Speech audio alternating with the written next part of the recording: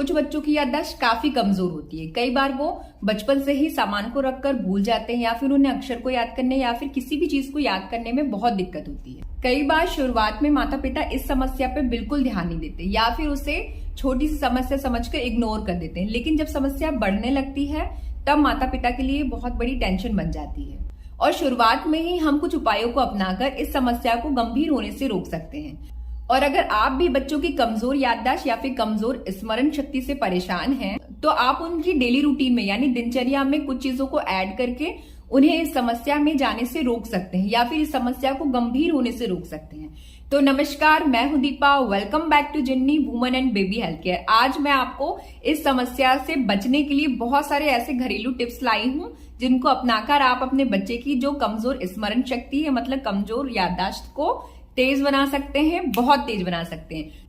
तो आइए शुरू करते हैं बिना किसी देरी के। लेकिन वीडियो को शुरू करने से पहले अगर अभी तक आपने मेरे चैनल को सब्सक्राइब ना किया हो तो प्लीज नीचे दिए हुए बेल बटन पे प्रेस करके मेरे चैनल को सब्सक्राइब जरूर कर लीजिएगा, जिससे मैं जितनी भी health related new videos upload करती हूँ उनकी नोटिफिकेशन आपको बिना किसी देरी के मिल पाए। तो चलिए शुरू करते हैं फटाफट।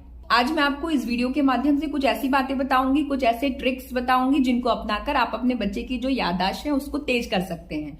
तो सभी पेरेंट्स को मेरा ये वीडियो देखना चाहिए, सभी के लिए ये बहुत यूजफुल है। तो सबसे पहला है, नींद है जरूरी। जी हाँ, मैं बता दूं आपको कि बच्चों के सोते समय नींद में बच्चों को सोचने, समझने और याद करने की शक्ति में बढ़ावा मिलता है। और अगर कोई बच्चा भरपूर नींद लेता है तो उसकी सोचने समझने की शक्ति दूसरे बच्चों की तुलना में काफी अच्छी होती है। सबसे पहले तो मैं आपको ये बताना चाहती हूँ कि जो 4 महीने से 12 महीने का बच्चा होता है वो 12 से 14 घंटे तक सोता है। इसके अलावा बच्चे की 1 से 2 साल की उम्र के बच्चों की जो नींद होती है वो थोड़ी कम हो जाती है, मतलब वो 11 से 14 घंटे तक सोते हैं। और जब बच्चा 3 से 5 साल का हो जाता है तो बच्चे को करीबन 11 से 13 घंटे की भरपूर नींद लेनी चाहिए। इवन जो हमारे 18 साल तक के बच्चे हैं उनको भी 8 घंटे की पर्याप्त नींद लेनी चाहिए, जिससे उनका IQ लेवल बढ़ सके, जिससे उनका पढ़ाई में मन लग सके और उनका जो दिमाग हो वो भी बिल्कुल फ्रेश हो। इसीलिए बच्चों के लिए भरपूर नींद लेना पर्याप्त मात्रा में बहुत जरूरी है। इसके बाद सेकंड है पोषक तत्वों की पूर्ति। जी हाँ, बच्चों की डाइट में कुछ बदलाव करके आप बच्चों की जो स्मरण शक्ति है उसको बढ़ा सकते हैं। जैसे कुछ रिसर्च में ये बातें सामने आई हैं कि अगर आप बच्चे को vitamin D, vitamin B1, B6, B12 जैसी चीजों के साथ साथ आयोडीन या फिर आयरन और इसके अलावा भी आप उसमें एंटीऑक्सीडेंट जैसे तत्व को साथ में मिलाकर बच्चों को देते हैं तो जो बच्चे की स्मरण शक्ति है उसमें बहुत अधिक प्रभाव पड़ता है। ऐसे बच्चे पढ़ाई में भी बहुत तेज होते हैं, इनका IQ लेवल भी तेज होता है। इसके अलावा बच्चों को देसी घी भी लेना चाहिए। देसी घी तो खैर प्रेग्नेंट महिला भी अगर प्रेगनेंसी के समय पे लेती है तो उनके बच्चे को और माँ को दोनों को इफेक्टिव है। लेकिन अभी हम क्योंकि बच्चों की वीडियो में हैं इसीलिए मैं आपको बता दूं कि देसी घी जो होता है वो बच्चे की याददाश्त के लिए काफी अच्छा होता है। इसमें काफी सारे ऐसे तत्व होते हैं जो बच्चे की याददाश्त को बढ़ाते हैं। इसके अलावा ओमेगा 3 फैटी एसिड बच्चों के दिमाग के लिए, उनकी याददाश्त बढ़ाने के लिए, उनकी स्मरण शक्ति को और अधिक बढ़ाने के लिए बहुत जरूरी है। ये बहुत सारी चीजों में मिलता है, जैसे अखरोट, अलसी के बीज, सोयाबीन या फिर राजमा जैसी बहुत सारी चीजों में मिलता है। इसके बाद तीसरा है कि हमको बच्चे को पानी पिलवाने की आदत डलवानी चाहिए, क्योंकि बच्चे बहुत छोटे हैं और वो अपना ख्याल नहीं रख पाते हैं। खेल कूद, पढ़ाई लिखाई, इन सब में वो इतना ज्यादा व्यस्त हो जाते हैं कि उनको पानी पीने का याद ही नहीं होता। कई बार उनको प्यास भी लगती है लेकिन वो पानी नहीं पीते हैं। ऐसे में माता पिता की जिम्मेदारी होती है कि वो अपने बच्चे को पानी पीने की आदत डलवाएं या फिर बच्चे को बार बार याद दिलाएं, या फिर वो फोन में बच्चे को अलार्म भी लगा सकते हैं कि जितने बार अलार्म बजे बच्चा उतने बार पानी पिए। ऐसे में बच्चे का जो हैबिट होगा वो भी पानी पीने का होगा और बच्चे का जो शरीर है उसमें पानी का नियोजन बना रहेगा, मतलब बैलेंस बना रहेगा। इसके अलावा बच्चों को सुबह मॉर्निंग में भी खाली पेट पानी पिलवाने की आदत डलवानी चाहिए। इससे बच्चे को जितने भी पेट से रिलेटेड रोग होते हैं वो बच्चों को नहीं होते हैं और बच्चों का दिमाग बढ़ता है। अब ये तो हो गई खाने पीने की बात कि हम कैसे खाने पीने के थ्रू, मतलब कैसे डाइट के थ्रू बच्चे का दिमाग तेज कर सकते हैं, मतलब बच्चे की याददाश्त को बढ़ा सकते हैं।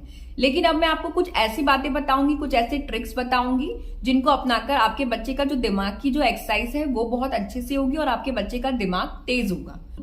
कुछ ऐसी एक्सरसाइजेस होती हैं, कुछ ऐसी एक्टिविटीज होती हैं जो हमको बच्चे से करवाना चाहिए, मतलब हमको अपने बच्चे को ब्रेन चलाने के लिए, दिमाग चलाने के लिए उकसाना है।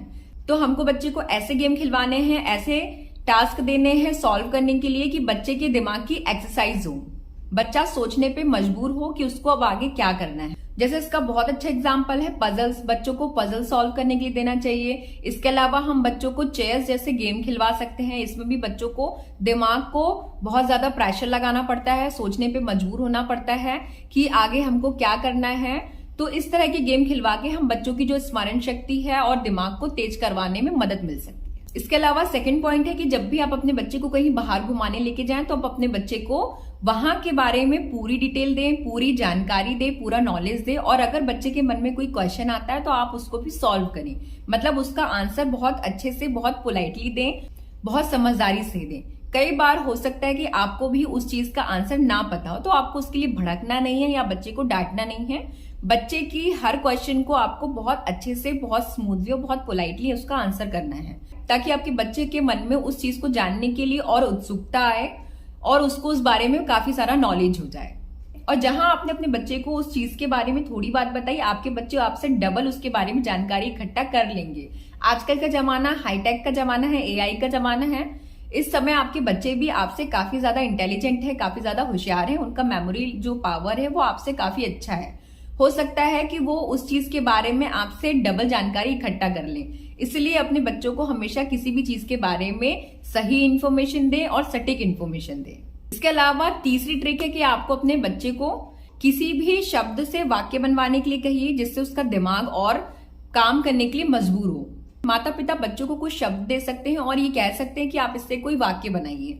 अगर बच्चा गलत वाक्य बनाता है तो उसको आप करेक्ट करिए, उसको सही करिए, उसका सही यूज बताइए, सही प्रोनाउंसिएशन बताइए, जिससे बच्चे को ये पता पड़े कि इस तरह के शब्दों को हम कहाँ यूज कर सकते हैं। इससे भी बच्चे की सोचने समझने की शक्ति में काफी विकास होता है। इसके अलावा चौथी ट्रिक है कि आपको पैटर्न का प्रयोग करना चाहिए। मतलब आप बच्चों को पढ़ाने लिखाने के लिए याददाश्त में सुधार लाने का एक अच्छा तरीका है। पैटर्न के माध्यम से आप उन्हें वर्णमाला सीखने से लेकर वस्तुओं को वर्गीकृत करने तक की जानकारी दे सकते हैं। पैटर्न में उन्हें कोडिंग और श्रेणीबद्ध अभ्यास करने में लंबे समय तक याद रहता है।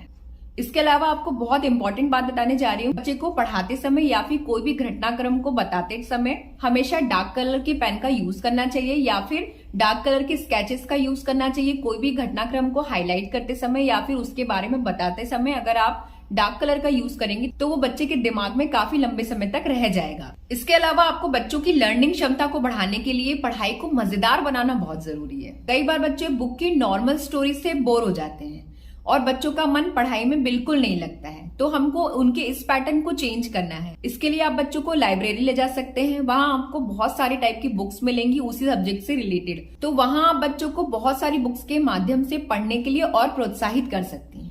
इसके अलावा बच्चों को किसी भी सब्जेक्ट में पढ़ाने के लिए उस विषय से रिलेटेड साइंस म्यूजियम और आर्ट गैलरी भी ले जा सकते। ये बच्चों की याददाश्त को बढ़ाने में, उन्हें तेज करने में काफी मदद कर सकते हैं, क्योंकि किसी भी विषय की विजुअलाइजेशन से, मतलब उसे देख के पढ़ने से, वो चीजें काफी लंबे समय तक बच्चों को याद रह जाती हैं। इसके अलावा आप बच्चों को पढ़ने के लिए और उसे समझाने के लिए स्टोरी में या फिर ड्रामेटिकली उनको वो चीज बहुत अच्छे से समझा सकती हैं, क्योंकि जो चीज हम देखते हैं वो देखी हुई चीजें हमको काफी लंबे समय तक याद रहती हैं और हो सकता है हम कभी उन चीजों को भूलें ना। इसीलिए बच्चों को आप जो भी चीजें पढ़ा रही हैं वो देखकर पढ़ाइए, मतलब विजुअलाइज करके ही पढ़ाएं।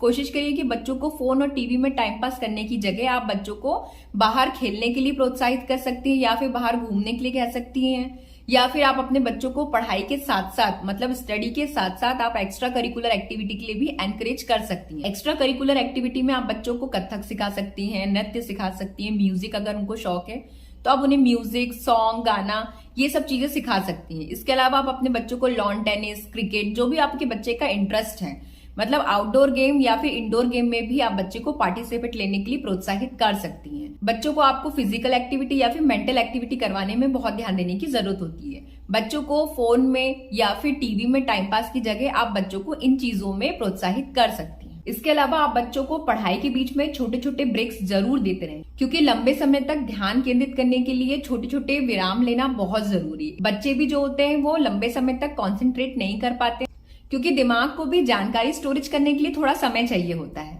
और ब्रेक के दौरान आप बच्चों को पानी पीने, खड़े होने, थोड़ी एक्सरसाइज करने या फिर थोड़ी बहुत फिजिकल एक्टिविटी करने के लिए कह सकती हैं। इसके अलावा नेक्स्ट पॉइंट है कि आपको अपने बच्चों को छोटे छोटे घरेलू काम में मदद लेना है। कई माताएं सोचती हैं कि हम अपने बच्चे से काम ना करवाएं। इसका मतलब ये नहीं है कि आप अपने बच्चों से खाना बनवाने लगे या बड़े काम करवाने लगे। मेरा मतलब सिर्फ इतना है कि आपको अपने बच्चों से छोटे मोटे घरेलू काम करवाना चाहिए। इवन आपको बाहर के भी छोटे मोटे हिसाब किताब बच्चों से करवाना चाहिए। इससे आपके बच्चे का जो मानसिक विकास है वो तेजी से होगा। बच्चे को मैथ्स की कैलकुलेशन बनने लगेगी और जहां बच्चे से गलती होगी उसको करेक्शन करने के लिए आप है ही।